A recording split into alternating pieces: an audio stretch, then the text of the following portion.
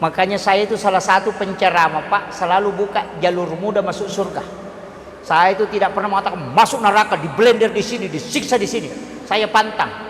Karena Nabi itu pernah berdoa, doanya itu ada 22. Cuma satu yang tidak diterima. Ini penting. Makanya kalau Pak Bupati ini masuk neraka itu fatal itu. Pak Kepala Dinas masuk neraka itu fatal itu. Kenapa?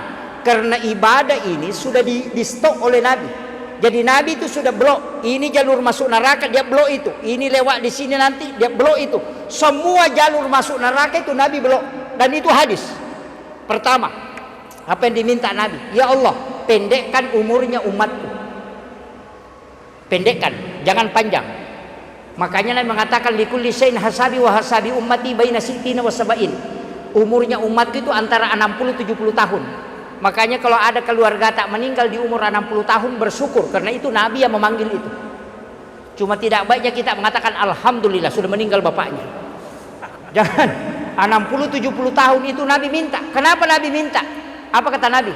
Saya khawatir kalau umurnya panjang dia melakukan dosa, terlalu lama dia bermaksiat, sehingga hisabnya lama. Tapi kalau pendek umurnya, diperiksanya sebentar.